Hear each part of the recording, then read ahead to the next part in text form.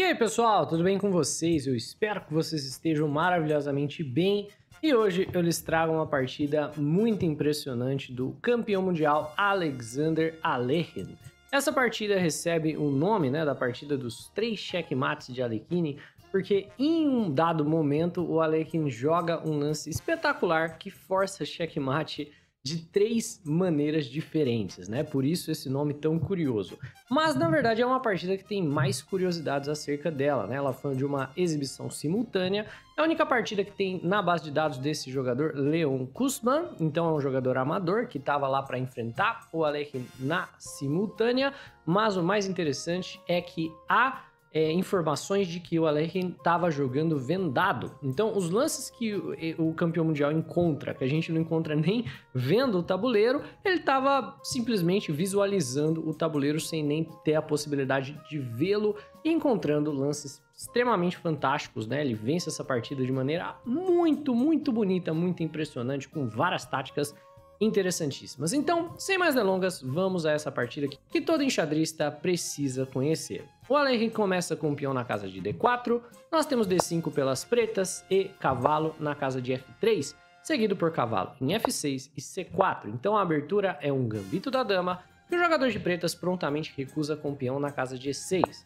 Vem cavalo em C3 por parte das brancas, e as pretas, de maneira muito ativa, combatem o centro com a semi-tarraxe peão na casa de C5. Diferente das outras linhas do gambito recusado, como por exemplo o bispo em E7 ou peão na casa de C6, quando você joga peão em C5, o que você está fazendo de pretas é instigar a troca de todos os 4 peões centrais para você levar a posição para algo bem aberto e bem simétrico. No entanto, ao jogar peão na casa de C5, obviamente o peão não volta para C6, então o que você está fazendo também, querendo ou não, é enfraquecendo um pouco o ponto de D5. Normalmente as pretas super protegem com o peão em C6. Então o que as brancas fazem? Quando vem o C5, elas tomam especificamente na casa de D5 com o objetivo de enfraquecer esse peão. E o jogador de pretas fica com basicamente 2 escolhas. Ou você toma de cavalo, o que abre mão do centro por parte das pretas, Brancas vão jogar E4 com tempo no cavalo, vem cavalo por C3, peão toma C3, e a gente tem uma estrutura central relativamente parecida com a estrutura que a gente tem, por exemplo, numa Grunfeld, onde brancas têm o centro, mas a posição é dinamicamente bem interessante para as pretas que vão atacar esse grande centro, ou você faz o que o jogador de pretas fez nessa partida, toma de peão e você fica com um peão que é relativamente fraco na casa de D5, que o jogador de brancas pode almejar. Esse peão da dama é um peão que vai em algum momento se tornar isolado, porque brancas sempre tem a opção de tomar o peão aqui na casa de C5 e mesmo que você avance, brancas tem a opção de jogar B3. O Alekhine considerava esse lance um erro, mas hoje em dia a gente entende que a posição com o peão da dama isolado, na verdade é mais ou menos igual, porque querendo ou não, é um peão no centro que tá te assegurando bastante espaço.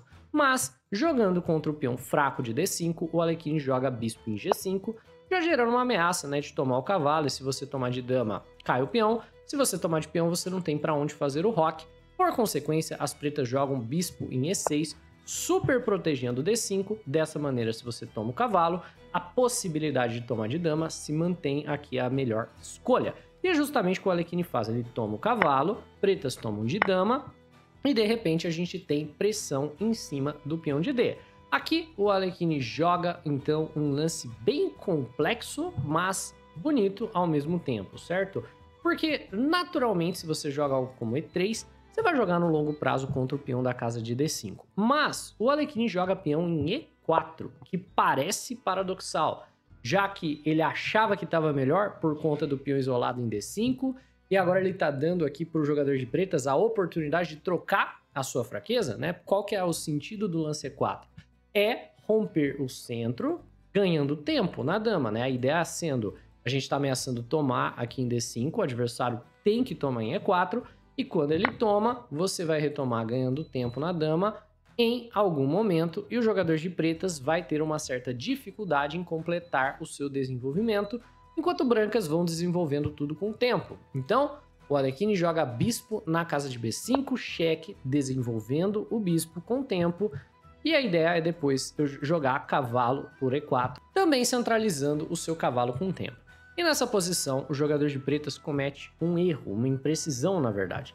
Ele volta aqui defendendo o cheque de bispo. Teria, claro, sido muito melhor você não movimentar esse bispo uma segunda vez, mas sim defender o cheque desenvolvendo uma nova peça, ou cavalo em C6 ou cavalo em D7. Ambos são bons lances, mas você não tem a necessidade de movimentar a mesma peça na abertura duas vezes. Voltar o bispo para D7 simplesmente deixa o jogador de pretas um certo atraso no desenvolvimento, porque brancas já tem 3 peças desenvolvidas e o roque por fazer, e pretas praticamente não tem nada desenvolvido. Então vem por parte do Alekhine cavalo por E4, com tempo na dama, dama em B6, com tempo no bispo, bispo toma cheque, cavalo toma e nessa posição, finalmente, o Alekhine faz o roque e nós temos uma posição pouco balanceada porque Alekhine já tem 2 cavalos envolvidos, o roque feito, o rei em segurança, e pretas ainda não tem muito bem um plano do que vão fazer com esse rei que está na casa de E8, e brancas também têm a ideia de talvez avançar o peão na casa de D5. O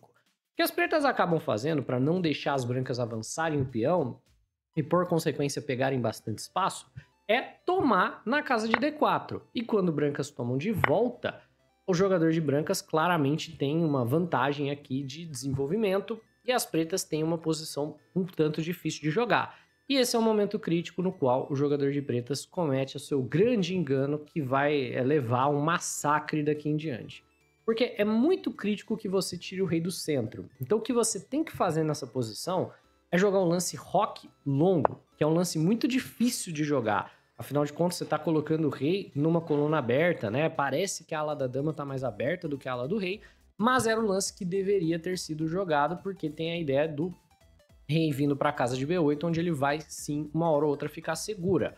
O que as pretas, né, não podem fazer é qualquer coisa que não o roque longo aqui. Um lance como o bispo em E7 não funciona por conta de cavalo em F5 que não te deixa fazer o roque. Tá ameaçando o peão de G. Se você fizer o roque, você pendura o bispo, vai jogar a torre no centro, vai ter muitos problemas de longo prazo. O que as pretas acabam fazendo é o lance torre na casa de D8, uma ideia tática, né? Ele quer tirar o cavalo daqui, cravando o cavalo da casa de D4, mas o problema é mais ou menos o mesmo, né? Aqui ele vai ter que jogar a torre no centro e depois do cavalo em F5 do Alekhine, não dá para tirar o bispo sem pendurar o peão de G. E ao mesmo tempo também esses 2 cavalos super fortes estão ameaçando entrar na casa de D6, tirando o roque do jogador de pretas. Tem ideia de torre na casa de E1 também, que é muito, muito forte, dama na casa de E2, preparando tudo quanto é tipo de descoberto desagradável aqui para o rei das negras. O que as pretas fazem é o que as pretas já queriam fazer de qualquer forma, que é liberar um ataque descoberto na dama. Jogam um cavalo em E5, jogaram torre D8 basicamente para isso. E o Alekhine simplesmente joga dama em E2, né? Coloca a dama na carinha do rei do adversário, preparando para tirar o cavalo com talvez um descoberto no cavalo da casa de E5. E aí a gente tem esse tipo de situação bem desagradável aqui para o jogador de pretas, onde não tem muito o que você fazer, né? O rei não tem muito como mexer para sair da cara da dama, né? O rei não tá mais seguro em D7, o bispo não tem como sair sem pendurar o peão de G, e basicamente a posição tá abandonável. Mas as pretas tentam, com o peão em G6, tirar o bispo talvez para a casa de G7 depois de tirar esse cavalo forte da casa de F5. Certamente o que as pretas esperavam é que o cavalo fosse se movimentar, sei lá, o cavalo de volta para G3, ele poderia jogar bispo em G7 e a posição tá igual, tá tranquila, pretas vão fazer o roque, vai ficar tudo bem. Só que nessa posição o Alekhine tá completamente ganho se ele encontra o lance que pune o G6, que é um lance terrível, horroroso, justamente pelo enfraquecimento da casa de F6. Então, esse é o momento que eu te convido a pausar o vídeo e tentar encontrar o lance absolutamente fantástico que o Alekhine encontrou vendado, tá? Vendado, o cara viu coisa que a gente não vê olhando pro tabuleiro. Então, pausou. Eu espero que você tenha encontrado o fantástico lance dama em B5, tentando distrair a dama do adversário da defesa da casa de F6, porque se dama toma dama, o lance cavalo em F6 é um belo de um checkmate. É claro, o adversário não é forçado a tomar a dama, mas ele é sim forçado a defender o cheque de dama Então, ele joga cavalo na casa de D7, ao mesmo tempo defendendo o cheque de dama e se mantendo ativo na defesa da casa de F6 para que cavalo em F6 não seja checkmate. E, mais uma vez, o Alekhine mantém a sua dama sacrificada ao jogar o lance torre na casa de E1. É o segundo lance absolutamente fantástico aqui da sequência, né? Esse lance funciona porque se você toma a dama, o mesmo cavalo em F6 é checkmate, mas se você, por exemplo, toma o cavalo, né? Aqui, cavalo em F6 é checkmate novamente, dessa vez porque é um cheque duplo. A dama pode cobrir a casa de F6, mas a torre também está dando cheque. E por ser um cheque duplo, não adianta tomar o cavalo, não adianta você, por exemplo, colocar algo na frente da torre, você teria que movimentar o rei. E o rei simplesmente não tem casas. Então, depois do torre 1 ameaçando o cavalo em F6, cheque duplo, checkmate duplo, ou cavalo em D6, que também seria checkmate com cheque duplo, o jogador de pretas tem que atacar a torre. Então ele tem um único lance que pode jogar, e é o lance bispo em B4, e ele encontra. É uma boa tentativa, né? Aqui o cavalo pode se movimentar para a casa de D6 ou para a casa de F6 com um cheque duplo. No entanto, muita coisa fica pendurada na posição do jogador de brancas, então ele estava na expectativa de talvez não levar o checkmate depois do cavalo em F6 do Alekhine. É um cheque duplo, não adianta tomar a torre, não adianta tomar o cavalo, sua única opção quando temos um cheque duplo é a movimentação do rei, portanto o rei em F8 é um lance forçado, e nessa posição o Alekhine segue com seus cheques com cavalo toma cavalo na casa de D7 com cheque. Forçando aqui, torre toma cavalo, e nessa posição que vem o lance que torna essa partida tão famosa, né? Não que o dama B5 já não seja um espetáculo, mas esse daqui dá o nome, né, dos 3 checkmates do Alekhine, porque nessa posição tem uma torre para ser capturada, né? Tem uma dama meio que ficou caindo aqui o jogo inteiro, a torre está atacada, mas o Alekhine joga o lance dama em E5 e nessa posição o seu adversário abandona. Por qual razão o adversário abandona?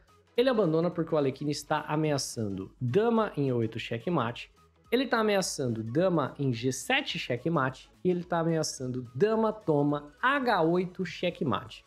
E não tem nada que você possa fazer que pare um dos checkmates, né? E não vá levar algum dos outros. Por exemplo, vamos dizer que você queira parar o lance dama em E8 checkmate. Você tomaria a torre, né? Mas você leva dama toma H8 checkmate. Vamos dizer então que você queira parar o dama toma H8 checkmate. Você tira a torre daqui. Aí você vai levar o dama em E8 checkmate. Qualquer outro lance que você joga, você vai levar dama em G7 checkmate. Então, não tem o que fazer.